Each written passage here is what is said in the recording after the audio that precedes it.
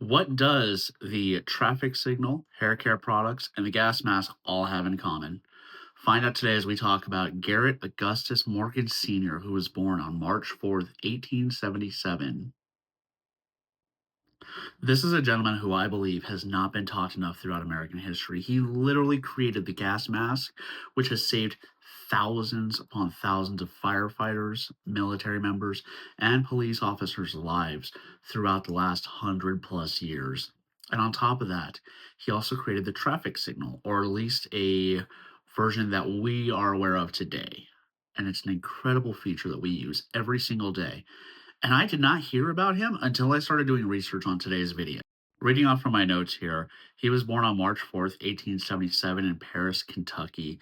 His father, Sidney Morgan, was a freed slave from Confederate General John H. Morgan of Morgan's Raiders, and his mother was also a freed slave by the name of Elizabeth Reed. She was the daughter of Reverend Garrett Reed, and she was a Native American.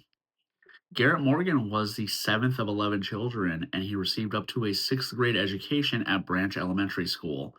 At age 14, he moved in search to work in Cincinnati, Ohio. Dropping out of school at sixth grade was probably the best thing that could have happened for him because he moved to Cincinnati to work as a handyman for a landowner. Like many men, he had to stop going to school to work full time. But in that time, and what made him different was he hired a tutor and continued his studies while working at Cincinnati. In 1895, he moved to Cleveland, where he actually began working and repairing on sewing machines for a clothing manufacturer. This is what gave him the interest to find out how a lot of things work. He actually built up a pretty good reputation for himself, being able to take apart and put something back together and knowing how it worked. His first invention was actually a belt fastener for sewing machines, and he also created the zigzag attachment for the sewing machines. This man did more in his life than most people will ever do. He was only about 30 when he did all this. I don't think most 30-year-olds do that much. He was out there moving around from city to city, creating attachments for a machine that had already existed. That would be like finding out something new that you could add to a car. Most people won't do that. I certainly won't. I don't think most people today will. In 1907, Morgan actually opened up a sewing machine shop, and in 1908, he became more conscious of his heritage, and he helped start the Cleveland Association of Colored Men. In 1909, he and his second wife, a Czech immigrant, Mary Ann Hasek, actually opened up Morgan's Cut Rate Ladies Clothing Store, and this shop actually made their own coats, suits, dresses, and had about 32 employees, which that is so cool. I don't know any stores today that actually make their own products that they put up on the shelves. It's such a cool thing. I wish we had that today. It's at this point in his life where he has stopped working on other people's products, which is about 1910, and he started creating his own inventions. The first one that he launched was his own line of hair care products, where he started the G.A. Morgan Hair Refining Company, where he sold his own care products, his own patented straightening cream, hair coloring, and a straightening comb invented by him. In 1914, he followed it up with the smoke hood design known as a breathing device. Today we know this as a gas mask. And in 1914, he launched the company, the National Safety Device Company.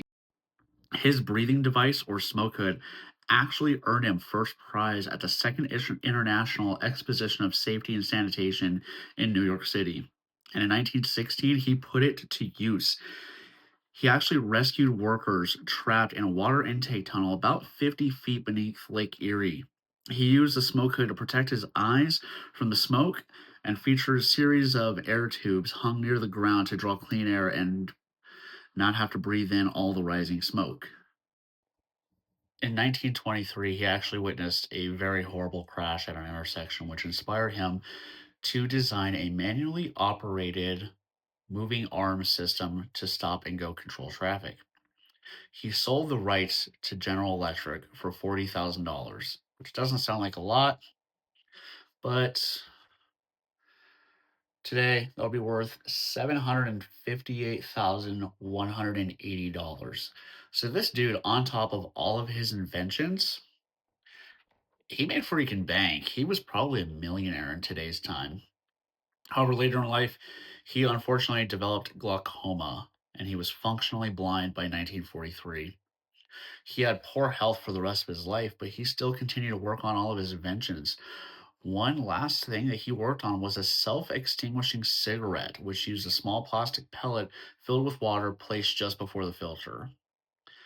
And very sadly, he died on July 27th, 1963, living to a very long life, dying at age 86, where he's been buried at Lakeview Cemetery in Cleveland. Garrett Morgan should absolutely be talked about a lot more in history classes and civics classes.